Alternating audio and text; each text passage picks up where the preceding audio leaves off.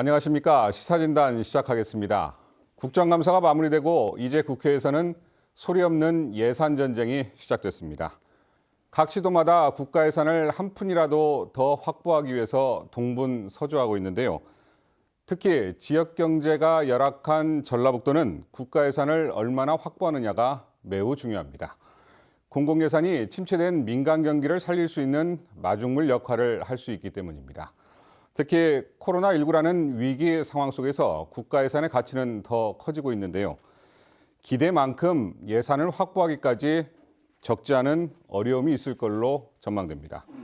그래서 오늘 시사진단에서는 21대 국회의 첫 국가 예산 확보 과정에서 과연 만족스러운 성적표를 거둘 수 있을지, 그리고 그 과정에서 어떤 어려움들을 돌파해야 하는지 전망과 과제에 대해 토론해 보도록 하겠습니다.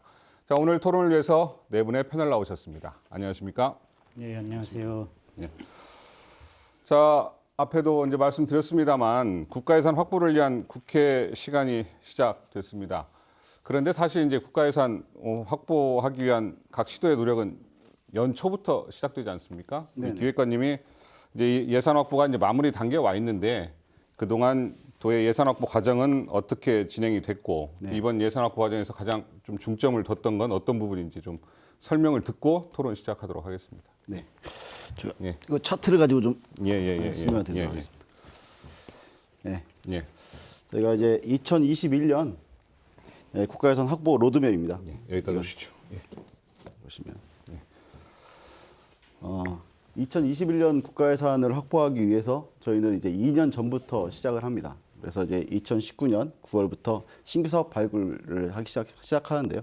먼저 제일 중요한 게 이제 정부의 정책 방향을 잘 읽고 거기에 맞는 사업을 발굴하는 게 중요합니다. 그래서 이제 한국판 뉴딜이라든가 그다음 정부의 그 성장을 동행할 수 있는 R&D, 그다음에 신산업, 그다음에 민선 7기의 도정 목표에 좀 맞을 수 있는 그런 핵심 사업들, 그다음에 삶의 질, 안전, 환경 이런 같은 사업들을 중심으로 사업을 발굴해서 하게 되고, 제가 그런 사업 발굴한 것들을 중심으로 해서 올해 2000년 5월까지 해서 부처 예산 반영 단계에서 동행하게 되는데, 이 부분 단계의 대응이 무엇보다 중요하다고 봅니다. 처음부터 많이 담아야 그 다음부터 쉽게 갈 수 있기 때문에. 그리고 이제 기재부 단계 예산의 심의가 3번에 걸쳐서 심의가 되는데, 그에 따라서 우리 도에서도 삭감을 방지하고 이제 정부 예산에 최종 더 넣기 위해서 이제 우리 국회 지역구 국회의원들과 이제 예산 확보 전략회의 보좌관들과 같이 한번 또 간담회를 하고 또 그 부분을 마무리하는 단계에서 최대한 넣기 위한 또 예산정책 협의회를 또 다시 개최하게 됩니다.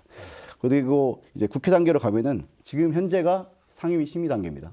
그래서 이제 우리 상임위별로 있는 우리 지역 국회의원들 통해서 상임위에서 삭감 방지가 가장 중요하고요. 그다음에 예결위 심의가 그다음에 11월 초부터 이루어졌는데, 지금 어제부터 이제 종합 심의가 지금 이루어져서 이제 저희가 정책질을 예결위 위원들을 중심으로 해서 정책질을 하고 있습니다. 무엇보다 중요한 게 또 예결 소위가 이제 확정되는 건데요. 우리 도목들을 찾는 부분, 이것이 무엇보다 중요하다고 보고 있습니다. 그래서 예결 소위원들을 방문해서 최종 예산 확보가 될 수 있도록 노력해 나갈 계획입니다.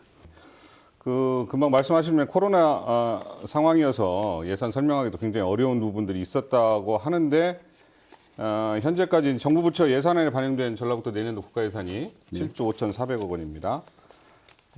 작년보다 상당히 늘었죠, 지금 정부 부처 반영액은. 근데 코로나19로 인한 특수 상황이 이제 계속되고 있고, 또 다른 해도 국가 재정이 열악한 상황을 감안하면 이 정도 정부 예산안 확보액은 이제 만족스러운 것인지, 아니면 뭐 경기 침체나 물가 상승률 등을 고려하면 기대에 미치지 못하는 것인지 평가가 좀 엇갈릴 수도 있을 것 같아요. 그래서 좀 패널들의 의견을 좀 들어보고 싶은데, 일단 기획관님은 만족스러운 걸로. 제가 그 부분은 한번 큰 틀에서 한번 설명을 드리고 이제 우리 패널분들이 설명을 해주시면 좋겠습니다. 전라북도 예산의 이제 확보 추이입니다. 그래서 보시면은 우리 전라북도 정부 예산을 연도별 증감률입니다. 이게 막대 그래프 자체는 증감률을 나타내고요. 거기서 액수는 제가 액수를 표기했습니다. 그래서 파란색은 정부의 세출 예산이고, 이 주황색으로 된 게 전라북도 예산입니다. 보면은 2014년도에 우리가 처음으로 전라북도가 그 6조 원 시대를 열었습니다. 이제 민선 6기 들어오면서 6조 원 시대를 열었고요. 그래서 15년, 16년, 17년, 18년, 19년 5년에 걸쳐서 6조 원 시대를 거친 다음에 이제 19년에 비로소 저희가 7조 원 시대를 열었습니다. 그래서 19년, 20년, 21년 지금 3년째 됐고요. 지금 21년에 정부 예산이 지금 7조 5,422억인 거고 이제 국회 단계에서 이제 저희가 노력하는 거 여하에 따라서 여하튼 최대액을 이제 우선 확보할 걸로 보고 있습니다. 그런데 보시면은 아시다시피 이게 2015년 같은 경우는 마이너스 정부가 이렇게 증가한데도 불구하고 전라북도가 이게 마이너스 된 때도 있었습니다. 이게 이런 것 같은 경우는 이제 호남 고수철도가 2015년에 마무리가 되는데 그때 6천억이 예산이 빠집니다. 그래서 이제 6천억 예산이 빠지면서 이렇게 마이너스 됐고 또 이걸 이제 그만큼 예산이 많이 빠진 부분을 채우기 위해서 신규 사업 발굴이라든가 또 새로운 사업들을 많이 발굴하면서 이 부분이 조금씩 붉기가 살아나서 지금 현재까지 이르는 이런 과정이 있었습니다.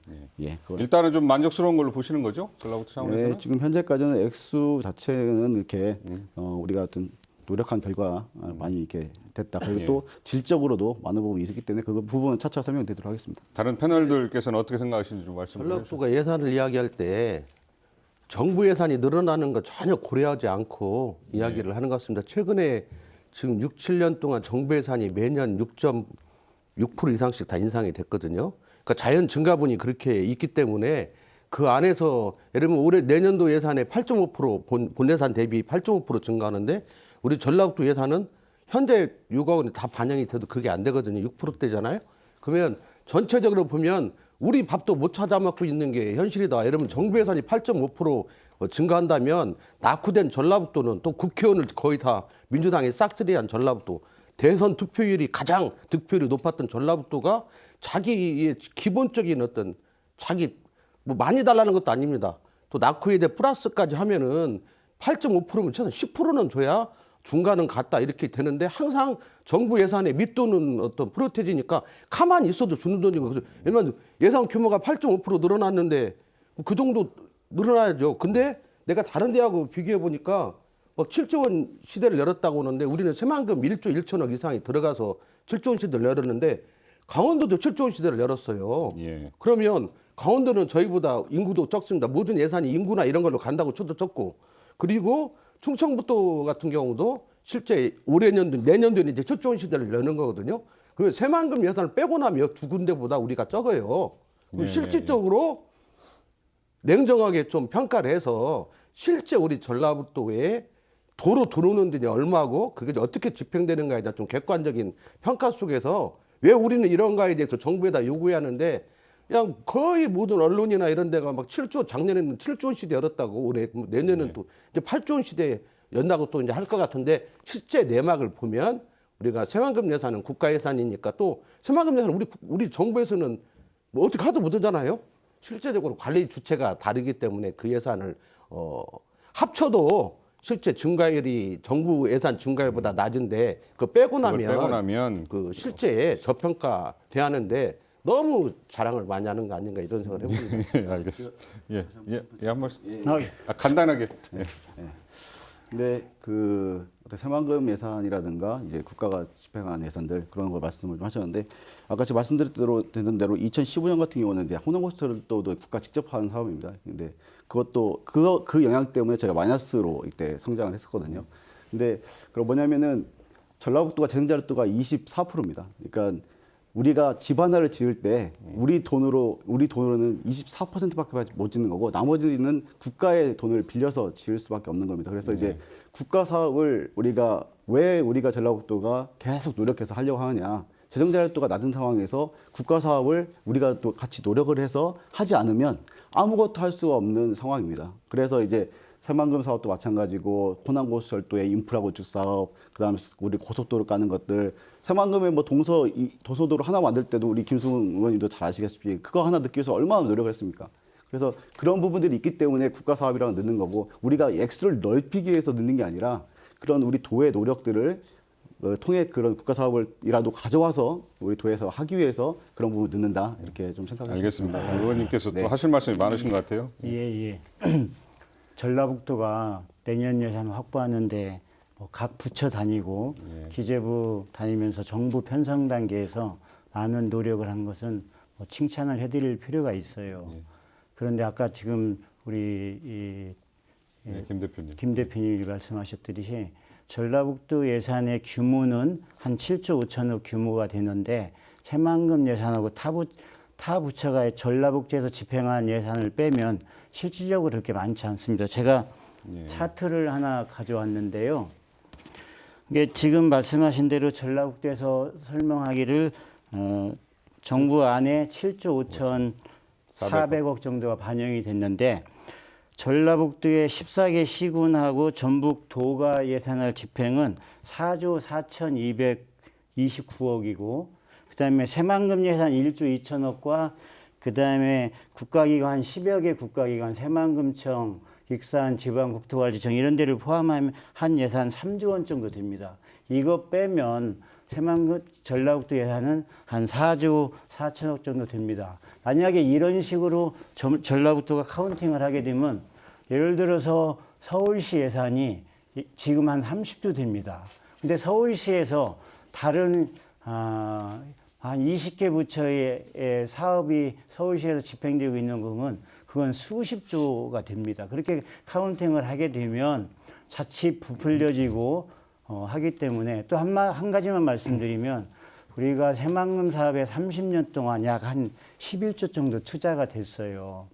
그러면 투자가 되는 과정에 전북의 많은 도민들이 새만금에 기대를 했는데 투자한 것과 대비해서 성과가 나타나지 않으니까 여기에 너무 많은 시간을 보내지 않았느냐에 대한 반성과 후회도 있습니다. 그렇기 때문에 우리가 국가 예산을 보는 데 있어서 좀 전라북도가 더 겸손하게 접근을 하고 한 푼이라도 더 따려면 우리 예산이 실상 이렇게밖에 안 되니까 국회 단계에서 더 노력해야 된다. 이렇게 나가는 게 더 좋을 것 같습니다. 예. 제가 덧붙이면은 전라북도가 그동안에 쭉 해오던 그런 관행대로 국가 예산이 전라북도에 투자된 액수를 지금 계속 해왔단 말이죠. 그래서 새만금이랄지 또 국가기관의 자체 그 국가 예산에 투입되는 그런 거 그냥 플러스 시켜가지고 지금 7조 5,422억이 나온 거잖아요. 그건 작년에도 그랬고 재작년에도 그랬고 그래서 그건 어쩔 수가 없는 상황이고 다른 광역자치단체도 국가기관 예산을 포함할 겁니다. 그러니까 네트로 보면은 이 정도밖에 되지 않느냐 이거 않다는 지적을 할 수 있지만 총 합계나 같이 하고 있을 거기 때문에 그래서 우리가 그렇게 심각하게 볼 대목은 아니고 저는 심각하게 보는 대목은 지금 문재인 대통령이 전라북도 친구라고 얘기했고 또 문재인 정권이 들어서면서 우호적인 정치 환경이 조성이 됐단 말이죠. 그리고 문재인 정부가 지금 임기 이제 말로 변곡점을 넘어서고 있어요. 이런 상황이라고 한다면은 전라북도는 뭔가 좀 악착같이 어떤 액션 플랜을 좀 스케일 크게 만들어가지고 끄집어 당기는 그런 어떤 국가 예산 확보 활동을 했어야 되는데 이제 그게 못 미친다는 지적을 한번 해보고 싶고요. 근데 구체적인 수치를 아까 이야기한 것처럼 정부 예산이 555조 8천억에 전년 대비 8.5%포인트가 늘어났어요. 근데 전라북도는 전년 대비 6.6%밖에 안 늘어났단 말이죠. 더구나 민선자치단체장이란다면 예산 수요가 얼마나 많습니까? S50 부분도 있고 민원도 있고 농업, 축산, 환경, 복지 분야 많아요. 그럼 국가 예산 등급이 더 높아야 맞아요. 쭉 관행적으로 그렇고. 근데 그런 비율에 못 미친 것 자체는 어떤 설명을 하더라도 좀 부족한다고 지적할 수밖에 없는 거고요. 그리고 또 하나를 이제 갖추리면은 역시 그 문재인 정부 지금 변곡점을 지난 이 시점에서는 뭔가 무리를 하더라도 액션을 좀 취하면서 스케일 큰 사업들을 제시해서 신규 사업이 반영이 될 수 있도록 신규 사업에 채택이 돼야 계속 사업을 이끌어 가거든요. 계속 그렇죠. 국가 예산을 끌어갈 수 있는 동력이 되기 때문에 그런 측면에서 보면 상당히 밀리력이 짝이 없다. 저는 그렇게 평가를 합니다. 그러니까 지금 좀 보시는 게 하여간 시각차가 좀 큰 것 같아요. 지금 의원님께서는 실질적으로 우리 전라북도에 오는 돈, 국가기관 뺀 전라북도와 14개 시군에 오는 돈을 가지고 국가 예산을 잡아야 된다는 말씀이시고 여기는 이제 국가기관 오는 돈까지 다 합쳐서 해야 된다는 건데 제가 지금 도에서 낸 국가 예산 확보 현황만 보더라도 사실 정부 부처 반영액 보면 2019년, 20년, 21년 이렇게 보면 21년도 반영액이 퍼센테이지로 가장 적습니다. 그렇죠? 퍼센테이지 근데 제가 하나만 7.2%, 8.6%, 제가 하나만 6.6%. 말씀을 드리면 그건 아닌데. 아까 제가 하나만 말씀을 더 드리면 아까 우리 이 의원님께서도 각 다른 도에서도 전부 다 국가 예산을 반영해서 한다고 하는데 이 카운팅하는 방법이 전부 다릅니다. 아, 그래요? 그리고 기재부에서 일정한 뭐 카운팅 방법을 줘서 하지도 않습니다. 그리고 기재부는 자기들이 각 지자체 또 17개 시도에 예산을 얼마 반영한 것을 알면서도 공개를 안 합니다. 왜 그러냐면 그것 가지고 형평성 문제 이런 걸 따지기 때문에 각각이 다 달라요. 어떤 데는 지방 교부세 온 것도 국비 확보에 넣어서 대폭 불려서 하는 데도 있고 어떤 데는 국가기관 하는 사업이 있는데 그걸 안 넣어서 하는 사업이 있기 때문에 우리는 전라북도는 그래도 새만금 예산만큼은 별도로 카운팅하면서 가야 우리가 순수히 전북의 어떤 지역 발전이나 기업 유치나 또 신성장 산업을 육성하는 데 볼 수 있기 때문에 그렇게 하는 게 앞으로 맞다라고 우리 전라북도한테 예. 좀 충고하고 싶습니다. 예. 제가 좀 종합적으로 예. 이거 그 정부 예산 증가율과 우리 전라북도 증가율을 이렇게 말씀하셨는데 아까 제가 그 설명드린 것처럼 어느 한 번도 전라북도 증가율이 정부 예산 증가율을 능가한 적이 없습니다. 2014년부터 지금까지. 그게 왜 그렇게 되냐면 정부 예산에는 지역으로 가는 사업이 그건 일부가 있고 또 국가 정책적으로 하는 사업이 있습니다. 그러니까 국방, 외교, 교육, 뭐 그다음에 일반 행정과 관련된 것들 이런 사업들이 있기 때문에 이런 사업까지 포함해서 정부 예산이 만들어집니다. 그러니까 정부 예산 증가율이 이번에 8.5% 하는 것은 그런까지 포함해서 8.5% 하기 때문에 지역으로 가는 것들은 따로 카운팅해야 되는데 지역으로 가는 것은 따로 카운팅되지 않습니다. 그래서 이렇게 차이가 있는 거고요. 그래서 우리는 항상 전년도와 우리 전라북도는 국가 사업과 국가 보조 사업을 지금까지 동일하게 계속 포함시켜서 왔습니다. 그런 동일한 잣대하에서 이게 어떤 때는 감소한 데가 있었고 어떤 때는 증가한 데가 있습니다. 그래서 이런 것들을 우리가 뭐 그걸 누구를 속이기 위해서 국가 예산 사업을 넣다 뺐다 하는 거나 이런 것도 아니고 동일한 잣대하에서 우리가 전라북도가 얼마나 노력을 해서 얼마나 그걸 땄는 것을 도민들에게 설명하는 잣대였다 이렇게 설명드리고 뭐 두 번째는 속이려는 의도가 있기 알겠습니까? 토론이 너무 토론이 막 거시기하면 혼자 다 이야기하니까 저희 다 그리고 좀 왜냐면 이거 좀 설명을 좀 드려야 할 것 같아가지고 제가 두 번째 하나 다시 또 설명을 드리겠습니다. 너무 말씀을 많이 하시면 다른 분들도 말씀하셔야 되니까. 근데 그게 짧게, 조금 짧게 해주시죠. 이게 이 정부 예산에서 이제 분야별로 이제 확보된 예산입니다. 이게 보시면은 오히려 새만금 같은 경우는 이게 전년도에 비해서 1,100억이 감소했습니다.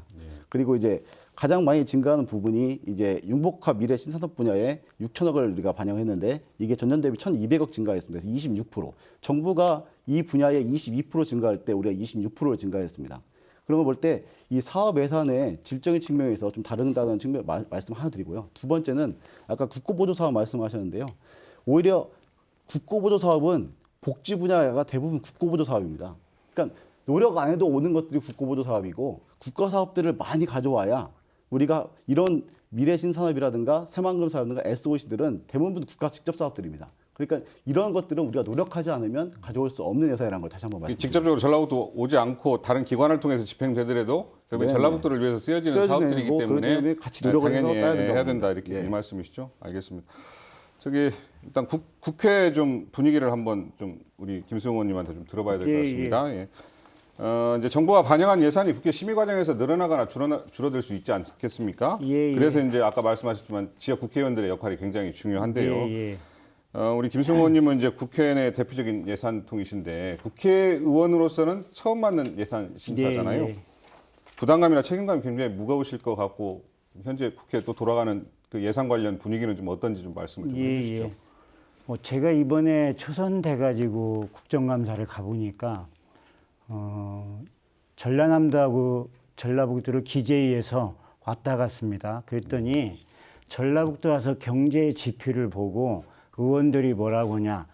대한민국에서 어떻게 이렇게 낙후된 지역이 있느냐고 굉장히 걱정을 많이 하셨어요. 그러면서 전라북도의 한국은행 전북본부가 내준 지표에 대해서 야 정말 전북은 특별한 국가의 배려가 있어야 되겠다는 얘기를 하셨어요. 그리고 아까 전북의 우리 신기획관께서 얘기하셨는데 제가 굉장히 중요한 그 전북의 예산을 분석해 왔습니다. 아까 말씀하신 전북의 순 예산이 4조 6천억인데요. 전체 잡아주시죠. 전체 예산의 0.8% 수준입니다. 근데 전북이 확보한 해보셔야 될 것 같습니다. 예. 전북이 확보한 예산 중에 아까 말씀하신 대로 보건복지, 농림해양수산 예산이 전북 예산의 70 내지 80%예요. 그리고 전북의 미래의 먹거리나 일자리나 기업 유치나 또 뭐 이렇게 민간 투자를 활성화할 수 있는 산업이나 중소기업 예산은 1,500억입니다. 그러면 우리나라의 국가 예산이 29조가 있는데 1,500억, 0.5%만 전북으로 오고 이 산업 발전이나 또 민간 투자를 활성화시킬 수 있는 예산들은 전부 다 경상도나 수도권이나 충청도로 가고 있어요. 이게 수십 년 동안 반복이 되다 보니까 전북에는 기업다운 기업, 일자리다운 일자리, 그다음에 미래의 신성장 동력이라 할 수 있는 게 아무것도 축적이 안 돼 있습니다. 이런 결과로 전북의 젊은이들이 전부 전북을 떠나서 수도권과 충청권으로 가고 있어요. 그래서 예산의 규모를 가지고 얘기하면 안 되고 예산의 질로 얘기해야 되는데 여기 보세요. 전북도에서 받은 자료인데 R&D 예산은 거의 없습니다. 우리나라 예산이 27조가 R&D입니다. 이 R&D 예산이 무슨 예산이냐면 산업기술, 과학기술 예산입니다. 이런 산업기술과 과학기술 예산이 민간 기업하고 협업해서 기술 개발을 해야 새로운 산업 소재를 만들고 새로운 기업을 육성할 수 있는데 이게 전라북도가 매우 취약합니다. 이 예산이 이렇게 취약한데 어떻게 전북이 발전하고 젊은이들이 전북에 머물 수 있겠습니까? 이걸 만약에 이대로 한 5년, 10년 더 가면요. 전북은 낙후된 정도를 넘어서 정말 노후화되고 피폐화된 지역으로 전락할 수 있다는 걸 우리가 이 자리에서 깨달아야 됩니다. 근데 예. 잠깐만요. R&D 기관도 많고 기업도 많고 그런데 지금 국비 현황 보면은 이론 한 이게 번도 지금 반영이 안 전국에서 됐다. 받은 자리예요. 이론 한 번도 반영이 안 됐다는 거잖아요. 이게 왜 그러냐면 예, 조금 이게 왜 그러냐면 전북에서 이제 카운팅을 못한 것도 있고 R&D 예산은 기존에 나가는 것도 있고 그다음에 공모 사업이 많습니다. 공모 사업. 이건 조금 뭔가 착오가 있는 약간의 착오는 있어요. 전혀 없지는 아니, 그 않겠죠. 제가 잘못된 좀 설명. 아니 전북에서 이게 예, 받은 예, 알고 있습니다. 알고 알겠습니다. 있습니다. 전북에서 그리고- 지금 예, 예, 예, 우리 신국장 소관에서 제가 지금 예, 알겠습니다. 설명을 드리겠습니다. 별로 저기 없어요. 그리고 아까 이제 말씀하셨지만 20대 국회보다 지금 예산을 확보할 수 있는 환경은 굉장히 좋아졌지 않습니까? 지금 정치적인 환경을 보면. 민주당 의원들이 뭐 다수를 차지해서 그리고 또 그런지. 민주당 집권 여당이고 네, 네. 다수석을 차지하고 네, 있고. 네. 최근에 이제 보도를 보면 국회의원 1인당 책임 사업 3개씩을 맡아가지고 좀 네. 예산 확보를 하자 뭐 이렇게 네, 네. 그런 보도도 나오고 있고. 우리 그 전북 국회의원들끼리 뭐 예산 관련해서 무슨 전략도 좀 짜고 뭐 그러신 게 좀 있으십니까? 뭐 전북 의원들이 전라북도하고 정책 협의도 하고 예, 예. 또 의원별로 자기가 지역구별로 현안 사업이 있고 전북도가 추진하고자 하는 현안 사업이 있는데요. 이렇게 보시면 됩니다. 제가 뭐 예결위에서 전문위원, 수석 전문위원, 예산분석실장 다 했는데 예산이 555조가 국회에 오면요. 한 5주에서 6주 정도 삭감을 합니다. 예. 그리고 한 4주에서 5주 정도 증액을 합니다. 이것 가지고 뭐 정당에서 해결해야 될 뭐 사업이 총체적으로 할 거 있으면 하고 나머지는 지역에 뿌려줍니다. 그러면 예를 들어서 5주가 돈다고 생각하면 전라북도의 맥시멈으로 4천억에서 5천억 정도 증액이 될 겁니다. 4천억에서 5천억 정도. 그중에 새만금에 한 2천억 정도 제가 볼 때는 가리라고 봅니다. 그러면 한 2, 3천억 가지고 14개 시군하고 그다음에 전북도의 현안을 해결하는데 그거 가지고 이제 각 시군별로 한 3억에 이렇게 자기 의원별로 가져오라 하면 그거 가지고 개수조정 소위할 때 넣었다 뺐다 하면서 좀 조정하는 과정을 거치게 됩니다. 알겠습니다. 원팀이나 뭐 초재선 의원들이 많아서 걱정된다 이런 부분들도 좀 그게 전혀 그게 별 의미가 없는 의미가 게요. 없는. 제가 국회에서 30년 근무했는데 그러면 초재선 아니고 다선 의원을 있으실 때 전북이 왜 이렇게 발전을 못했습니까? 그 결국은 시간에 개별 국회의원들의 능력 그 개별 국회의원의 능력이 제일 첫 번째고 두 번째는 예결 소위에서 얼마나? 어떻게 전략적으로 임하냐 그게 조금 차이가 있습니다. 근데 예. 초선 의원이시고 예. 본인은 국회 경력이 있으니까 예. 개별 의원으로도 충분히 할 수 있다고 하는 자신감을 저는 표현이라고 보는데 실상 일상적인 어떤 과정에서는 일반적인 초재 3선이면 보통 우리가 그런 이야기 하더라고요. 이렇게 예산 시기에 노력을 해서 한 국회의원이 이렇게 좀 더하기 시키는 게 한 30억 정도 된다고 그래요. 열심히 발로 뛰어가지고 각붙죠. 그리고 예결이 들어가면 20억에서 또 30억 증액이 가능하다고 하고 개수조정 소위 들어가면 또 한 30억.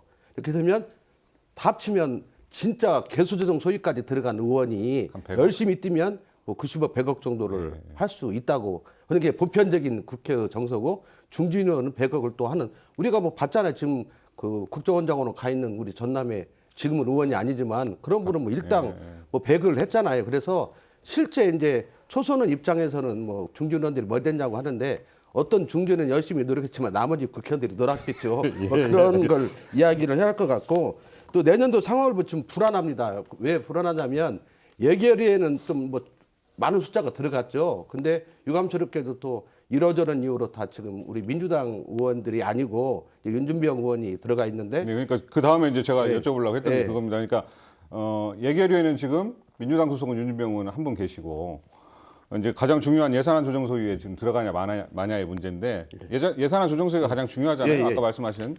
그러니까 지금 우리가 이제 아까 말한 대로 실제적으로 우리가 보통 언론에서는 쪽지 예산부터 시작해서 당의 예산 반영 아니면 지역이 진짜 중요한 예산을 이렇게 막 쫓아가 가지고 거기 예산 때 막 10일 서울에 묵으면서 해가지고 겨우 넣는 걸 하는데 그걸 받아서 반영할 수 있는 사람이 개수정 소위 의원들인데 예. 원래 순서대로 우리 전라북도가 대하는데 지금 2016년에 전남 이계원이 했고요. 17년에 안혜영 의원이 했습니다. 초선 때.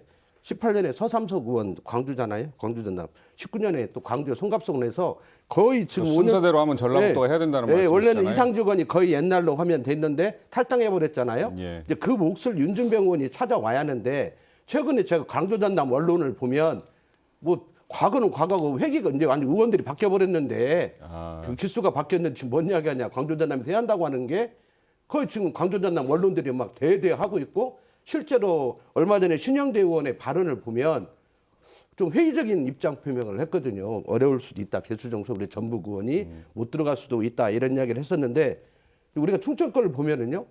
이미 그 예결위 간사가 충청북도에 가서는 모 의원이 예결위 개수조정소에 들어갈 거라고 거의 이야기하고 있더라고요. 걱정 말라고. 충북에서도 한 명 들어간다. 뭐 이런 이야기를 하고 있는데 아까 저도 이야기했고 위원님도 이야기했지만 쉽게 말하면 현 정부 탄생에 우리 전북이 해준 공헌도나 여러 가지 뭐 의원들의 어떤 구성 이런 걸 본다면 그 또 순서나 이런 걸로 보면 또 호남에서 가장 낙후돼 있는 게 사실이고 광주 전남은 지금 중요한 게 있잖아요. 광주 전남은 쪽지 10배 예산을 갖고 있는 사람이 2명이나 있지 않습니까? 당대표가 광주 전남 출신이고 지금 원내대표가 광주 전남 출신입니다. 그 사람들은 예산 걱정 안 해요. 필요하면 그때그때 소위에다 넣어가지고 얼마든지 할 수 있는데 우리 전북은 창구 자체가 없기 때문에 쉽게 말하면 대부분 또 초선 의원들이고 그래서 이 초선 의원 중에서 한 분이 개수조정 소위에 들어가야만 그래야 그나마 본전치기라도 할 수 있는 게 우리 전라도 상황이 개수조정 소위에 넣기 위해서 우리 그 민주당 소속 국회의원들이 진짜 똘똘 뭉쳐서 요구를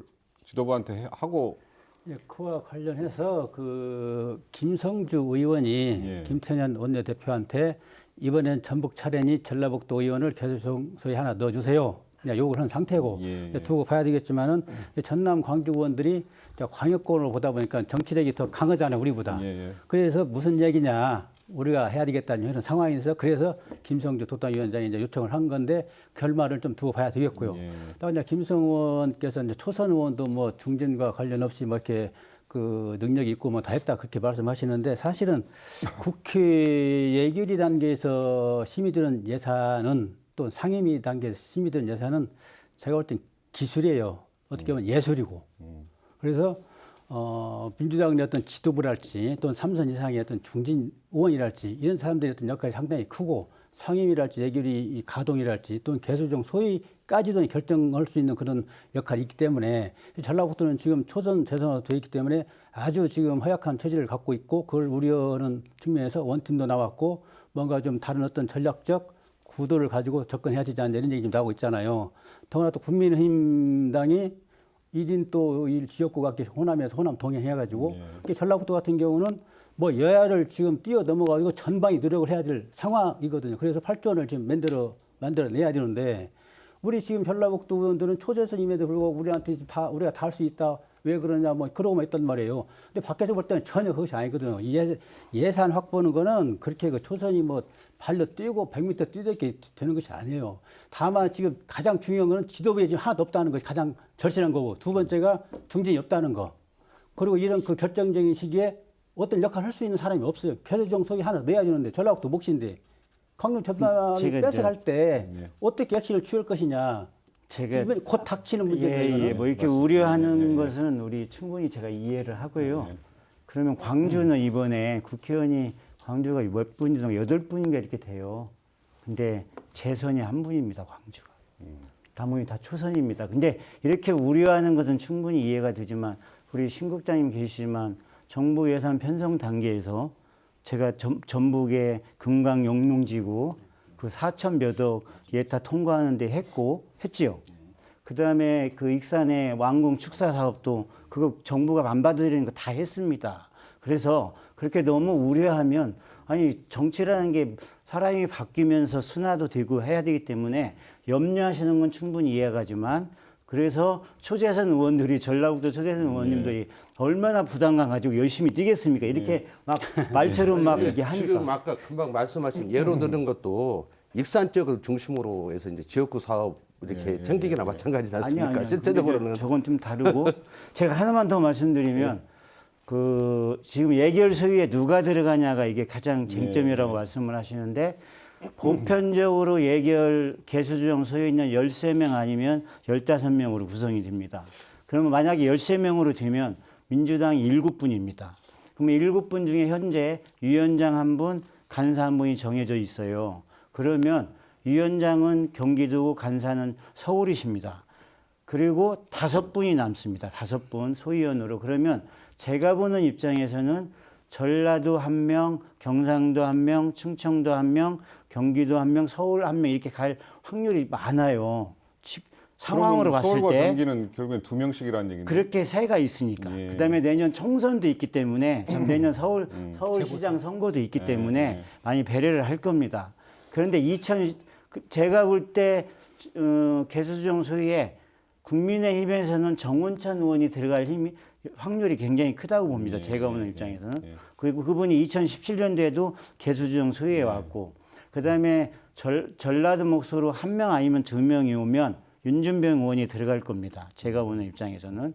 그러면 그때처럼 두 사람이 같이 협업해서 롤플레이를 하면 예산 확보에 좀 더 도움이 되고 또 만약에 한 분이 들어가게 되면 좀 약간 힘이 들 텐데 저희도 전북목 찾기 위해서 또 개수조정 소위에 전북 출신이 들어갈 수 있도록 최선의 노력을 다하겠습니다. 굉장히 중요한. 말씀. 그 개수정 소위에 대해 말씀드리기 전에 아까 그 논의가 좀 됐었는데 그 부분 좀 사실 좀 짚고 나가야 되기 R&D? 때문에 좀 말씀드립니다. R&D 예산이요? 오해의 소지가 있기 때문에 그 자료는 이제 저희 도에서 나온 걸로 알고 있고요. 그러면 또 예산과에서 우리 도비에 관련된 사업들을 이제 취합하다 보니까 이렇게 되는데요. 과학기술 사업에 123억 들어있는 것은 우리 도에서만 나가는 건데 과학기술 R&D는 아시다시피 대부분 대학이라든가 기업 이런 쪽으로 나가는 것들이고 그에 따라서 우리 도비 매칭이 들어갑니다. 그러니까 그 부분들이 빠져 있어서 그냥 123억이가 드는 거고 저희가 그것들을 다 포함하면 그 6,102억이 되는 거고요. 우리가 지금 이게 확보한 건. R&D 예산이? R&D까지 포함한 건데 이게 포함한 예산이고요. 포함한 예산이고요. 얼마 안 돼, 한. 아니, 그러니까 그 산업예산하고 R&D를 합친 거 이제 6,100. 그리고 다만 이게 중요한 게 액수가 중요한 게 아니라 비율이 중요합니다. 비율이 중요한데 아까 그래서 의원님께서 말씀하셨는데 정부의 그 산업 분야의 예산이 26조가 되는데 그 26조는 556조의 한 5%도 안 됩니다.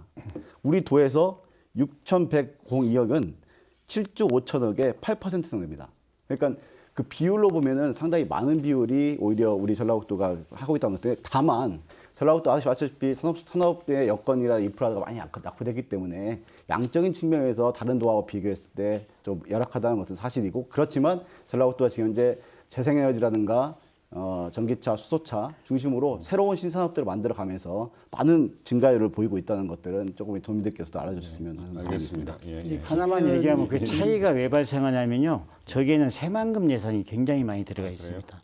그 융복화 미래 신산업의 새만금 예산이 그리고 그 한 새만금 3천억 이상 그러니까 들어가 있기 때문에. 그 전라북도에서 70대 죽전 사업으로 국회 단계에 대응을 하는데 70개 죽전 사업 중에서 새만금을 증액하겠다는 건 400억밖에 안 됩니다.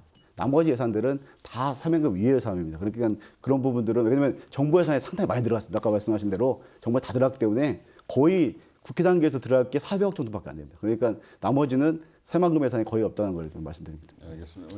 하여튼 R&D 예산이 중요한 건 맞고요. R&D 예산을 많이 확보해야 네, 맞습니다. 기업이 따라 들어오는 거예요. 네, 맞습니다. 기업 유치 말만 하지만은 R&D 기관 하나 하면 기업이 저절로 오지 마라 그래서 따라 들어온 거거든요. 그래서 중요성을 얘기한 거고, 약간 그 수치가 한 푼도 없다고 그러니까 좀 의아해서 제가 지적을 한 거고, 아마 순수한 그 R&D 부분만 취합을 한 것 같아요.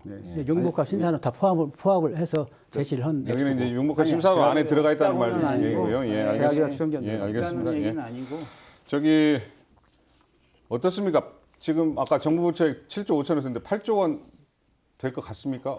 어떻게 예측 한번 해보시겠어요? 오랫동안 지금 예산 이 상태로 7조 5천억이면 8조 정도 아까 잘하면 4, 5천억 정도 4, 5천억 네. 제가 볼 땐 늘 것 같습니다. 그러면 또 8조 원 시대에 이제 개막할 수 있다. 뭐 이렇게 일단 전망을 하고요. 자, 이제 문제는 예산 규모도 규모지만 과연 어떤 사업에 좀 그 예산이 투입되느냐도 중요한 문제인데요. 우리 여러 가지 현안 사업들이 있는데 그 현안 사업 예산은 충분히 확보한 것인지 아니면 좀 미진하다고 보시는 것인지 어떻게들 생각하십니까? 이 의원님 어떻게 생각하세요? 근데 예산 심의 결과를 보면은 이제 안타까운 대목이 뭐냐면은 기획재정부가 거기 이제 뭐 당구장 표시가처럼 해가지고 상당히 중요한 사업인데 그 국회 심의 단계에서 그걸 봐가지고 반영 여부를 결정한다는 그런 것도 있어요. 몇 가지 사업들이 예. 상당히 굉장히 중요한 사업들인데 아마 정치적 성격의 사업들일 거예요. 그게가 그런 대목은 이제 국회의원들께서 맞아 매처럼 날카롭게 채가지고 예산을 성립시켜야 될 당연한 그 책무가 있는 거고 그 예산만 쭉 뽑아가지고 아마 국회의원님들한테 줬을 거예요. 지금 전번에 예산정책협의회에서 지역구별 각 상위별 10명 그 국회의원들 다 논의드린 걸로 알고 있고 그거 플러스 기획재정부가 정치적인 어떤 그 타결을 염두에 두고 보류시킨 예산들 그것들은 꼭 취합을 해야 그건 정치적으로 해결해라. 네, 얻어내야. 그럴 때 이제 국회의원들의 어떤 역량이 필요한 거고 전략적인 그런 방안이 필요한 건데 그런 것들은 뭐 그게 보도에 나온 한 의원님이 세계 뭐 책임 사업 가지고 좀 따달라 뭐 이런 것들인가요? 그게? 우리가 정치적으로 상임이나 좀- 지역구별로 좀 예. 이렇게 역할 분담을 했습니다. 그래서 이제 안타까운 데면 그런 사업들을 심의 단계에서 뭐 개수종 소위랄지 예결이 넘어오기 전에 상임이랄지 이럴 때 뭔가 좀 액션을 취해가지고 정부 안으로 부처에서 반영을 시키면 될 반영을 건데 왜 예. 그렇게 정치적인 어떤 그 뉘앙스를 이렇게 보를 해주냐. 그것도 역시 제가 볼 때는 국회의 정치인의 역량과 관련된 문제다 이렇게 보는 거죠. 그다음에 제가 말씀드리고 싶은 것은 정책 예산 협의를 전북도하고 했는데 의원마다 한 3개씩 요구를 했어요. 그리고 그게 이제 자기의 지역구와 관련된 것도 있고 전북 전체의 어떤 산업과 관련된 것도 있는데 문제는 뭐냐면 그 예산을 확보하는 것은 예산이라는 것은 민간 투자의 마중물이거든요. 예. 그리고 그게 일자리나 기업 유치의 마중물이 돼야 되는데 전라북도가 뭐 의원당 3개씩 배정한 내용을 보면 도로, 건설, 토목, 건물 짓고 이런 거에 거의 80~90%입니다. 그러면 그 내용을 보면 예산을 집행하고 나서 재정 계획을 정부나 전라북도가 세우고 나면 내년도에 우리는 고용 창출, 청년 일자리, 민간 투자가 어떻게 되는가가 지표가 나와야 되는데 그런 얘기는 없이 전부 다 지자체장이나 이런 분들 의원들의 뭐 토목 사업을 통해서 뭐 이렇게 가시적인 그 어떤 그 포퓰리즘만 하게 되는 예산 확보가 전북이 많이 있기 때문에 이게 현안 사업이다 이렇게 몰고 가면 나중에 이게 오래 반복이 되면 전북이 산업적으로 지역 발전적으로 굉장히 낙후되게 됩니다. 예산정책협의회에서도 좀 그런 관련된 얘기를 쓴소리가 했습니다. 많이 예, 나왔습니까? 예. 다른 네네. 의원님들도 좀 그런 지적을 좀 하셨나요? 지적이 있었습니다. 그거에 대해서 잠깐 중점 사업에 대해서 좀 설명을 드리겠습니다. 예. 우리가 그때 좀 짧게. 그거 우리가 국회의원들께 제가 요청드렸던 사업들이 한 70개 중점 사업들 중에 있는데요. 근데 전라북도는 다른 도하고는 조금 좀 특이성이 있습니다. 그 지역 발전도 너무 낮기 때문에 SOC 부분은 솔직히 저희가 간과를 할 수가 없는 부분이 있습니다. 그래서 그 부분은 중요하지 않다고 말할 수도 없는 거고, 그래서 기본적으로 중요하다고 봅니다. 그래서 산업이 발전하려면 인프라가 있어야 되니까. 그렇지만 우리 도에서도 이제 뉴딜이라든가 융복합 미래 신산업, 농생명 이런 새로운 산업 구조를 만들어가긴 체질 개선 사업들을 저희가 추진하고, 이런 것들에서 청년 일자리라든가 그다음에 새로운 이제 일자리를 만들기 위해서 노력하고 있다고 말씀드리고요. 그래서 두 번째는 전라북도의 자긍심과 관련된 것들, 그다음에 새만금의 인프라가 이제 정부에서 거의 많이 들어가는데 일부 좀 미흡한 것들 들어가 있고요. 그다음에 환경과 관련해서 이익성 환경 개선 사업도 우리 아까 말씀하신 김수호님께서 그 80%를 이제 정부가 하는 걸로 해서 2010년부터 20년까지 했는데 이제 그 이후에 20%가 남아 있습니다. 그 부분을 또 이제 설득하셔가지고 했기 때문에 그 부분을 감사드린다고 말씀드리고요. 그래가지고 이번에 추가적인 부분들 한 82억 정도 남아 있는데 이번 국회 단계에서도 추가적으로 반영해서 할 수 있기를 바랍니다. 근데 그 예산정책협의회에서 직접 참석을 하셨는데 구체적으로 얘기를 안 하시는 거 마냥 그 가장 중요한 거는 예산 편성 당시에 정책화할 때 시군하고 국회하고 정치권으로 같이 협의해서 좀 하자. 그게 가장 메시지가 있는 언어였던 것 같아요. 제가 볼 때는. 그래서 앞으로는 뭔가 초기부터 어떤 사업 구상 단계부터 같이 해서 그래야 뭐 제목만 알면은 국회의원들이 각 상임위에서 더 진척을 다 시킬 거 아닙니까? 근데 받아보니까 이게 뭐야? 뭐 구체성도 없고 명료하지도 않고 애매모호하고 이것들을 우리한테 예산을 해달라고 그래? 이런 의문을 가지면 안 된다는 거죠. 예를 들면 누딜 사업 같은 경우는 포스트 코로나 지금 핵심 과제고 문재인 대통령도 균형 발전 차원 사업을 추진한다. 그리고 뭐 75조를 지금 배정을 하잖아요. 그럼 이거 엄청난 예산이거든요.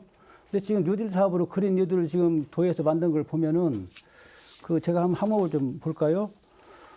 뭐 국민 체육센터 친환경 재구조화랄지 순창모 체계산 지역 특화 사업이랄지 고창 연안바다 복장 사업 이게 옛날부터 해왔던 사업이거든요. 또 뭐 갯벌 생태계 보호 이것도 옛날부터 해왔던 거고 하천 하구 쓰레기 수거 사업 이게 다 지금 그린 뉴딜 사업 다 들어가 있는 거예요. 그러니 국회의원들 이거 볼 때 이게 뭐냐 이걸 우리가 지금 예산을 확보해달라는 거냐 우리 보고 예산 편성 당시부터 우리 같이 좀 협의를 좀 하자 그 얘기를 지금 주문을 한 거거든요. 예.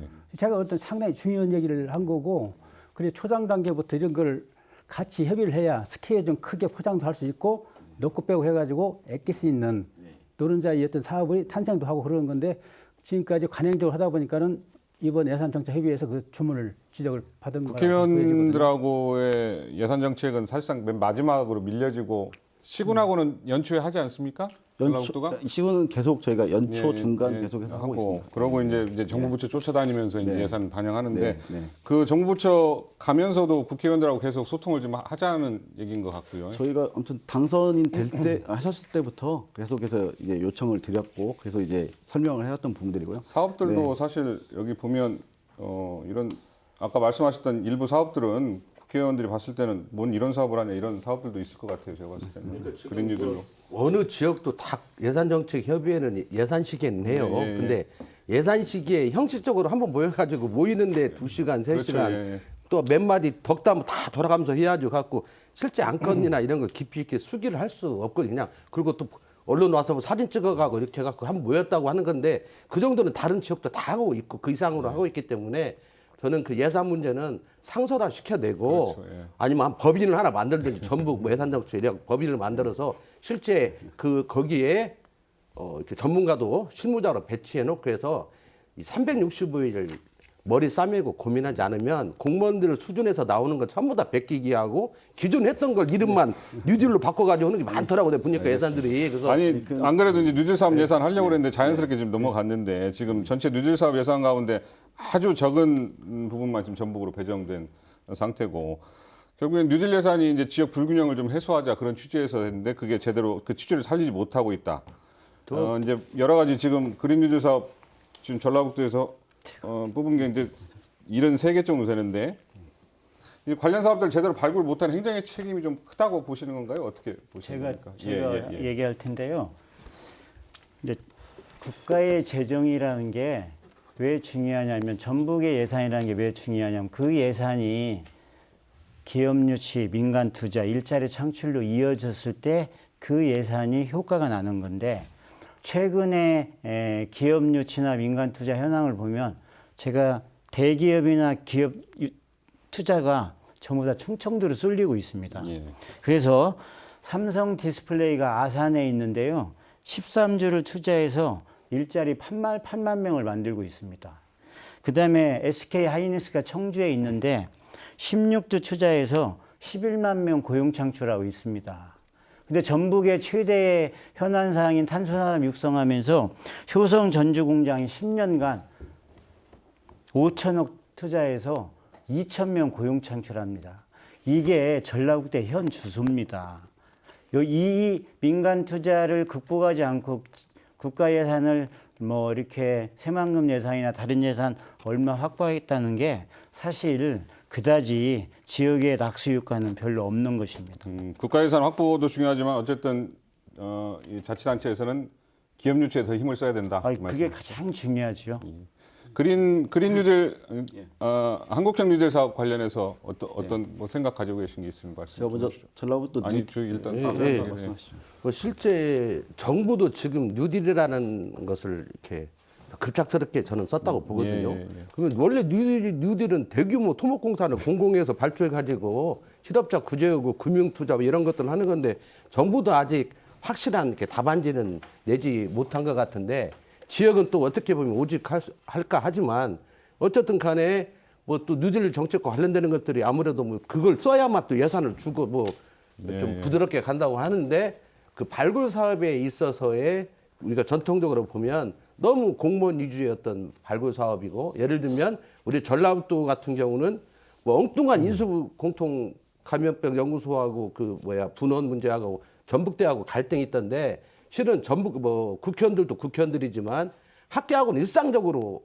이렇게 쉽게 말하면 산학하고는 협력이 이루어지고 또 국회의원들도 결합하고 이러면서 지금 쉽게 말하면 좀 총체적이나 총력전을 폐함한 그나마 어떤 새로운 우리 먹거리 또 새로운 신산업 뭐 뉴딜이든 뭐든 이런 것들을 창출해야 되는데 그냥 공무원들만 중심으로 해가지고 하다 보면 거의 베끼기 수준 예산이 항상 그렇죠. 공무원들은 물론 능력 있는 공무원도 있지만 대부분 기존 예산 안에다가 좀 바꿔가지고 뉴딜은 다 붙이더라고. 웬만한 데는 다 뉴딜을 붙이던데 그렇게 해가지고는 정부에 가서 예산을 달라고 할 때 시이 쉽게 말하면 커트 당할 확률이 그러니까 높은 거 새로운 아닌가요? 사업 발굴, 사업 아이디어를 굳이 뭐 공무원들이 짜는 게 아니고 뭐 대학하고도 연계하고 정치권하고도 하고 정치권하고도 하고 그다음에 또 기업들하고도 하고 뭐 그렇게 해서 어쨌든 좀 큰 규모의 어쨌든 예산과 관련해서는 상설적 기구를 내서 365일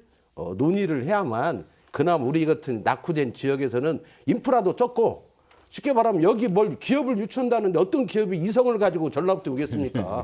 옛날처럼 막 정권에서 너희네 가해갖고 오는 시대도 아니고 왔다가도 도망가 버리거든요. 투자를 안 해버리고. 그러니까 실제적으로 우리 스스로 우리 예산을 확보하려면 머리를 다 쌓아매야 한다. 왜냐하면 전문가들도 아무래도 서울에 많죠. 공무원들도 서울에 더 많고 그러니까 어차피 경쟁이 안 된다. 우리끼리라도 똘똘 뭉쳐갖고 그 아이디어를 짜내고 그 협력, 소통과 연대를 통해서 힘을 모아내야만 그나마 우리의 어떤 새로운 어떤 예산 확보처 미래 산업들을 할 수 있지 않는가 이렇게 생각이 들고요.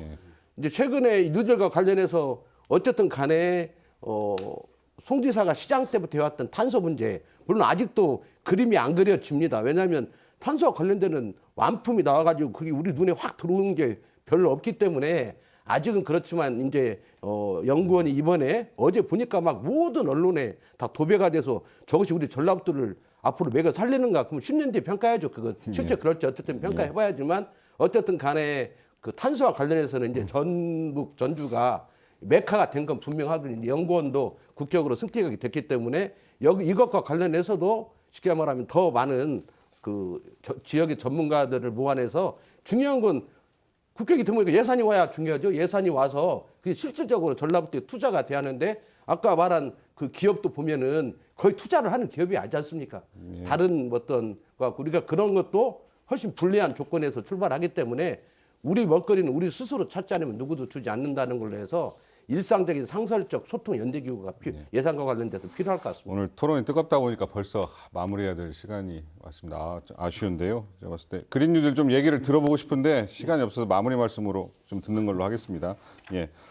자, 다음 달 초 이제 내년도 예산안 이 국회를 통과하기까지 한 달 정도 시간이 남았습니다. 목표대로 8조 원 시대를 개막하기 위해서는 정치권과 전라북도에 어떤 노력이 필요한 것인지 마무리 말씀으로 좀 듣고 토론 마치도록 하겠습니다. 이경재 의원님부터. 예. 네, 이 뭐 주사위는 던져졌습니다. 정치권이 해야 될 역할만 지금 남아 있는 상태인데요.